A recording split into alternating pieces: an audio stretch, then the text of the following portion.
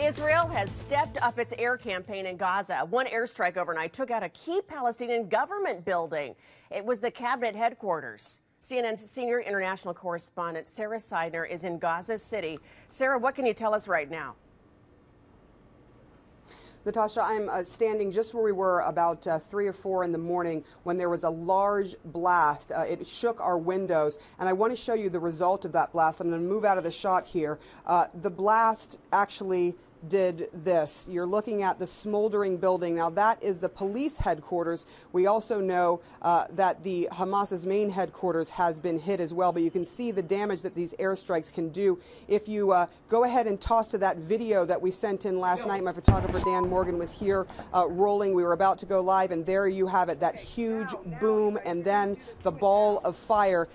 And then this morning, of course, you see the smoldering remains of a building. We know now that there have been drones in the sky all day. There have been blasts throughout the night, and we barely got any sleep, as did most people here, because there were so many blasts overnight from airstrikes. We're also seeing in the sky the telltale signs of rockets going over to Israel, trails of smoke in the air.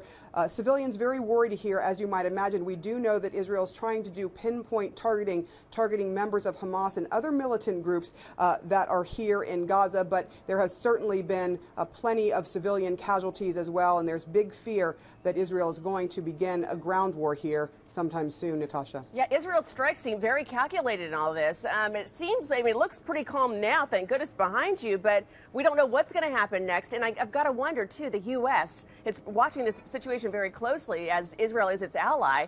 What are they planning to do? What are you hearing?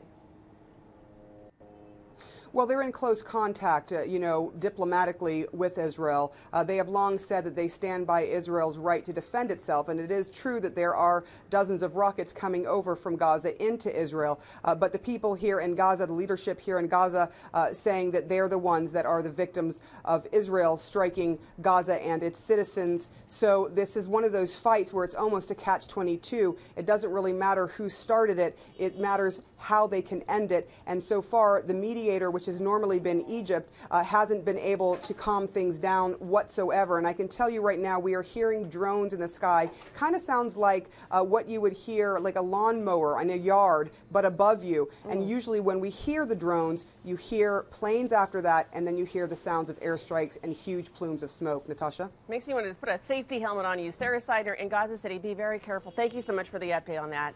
Appreciate it.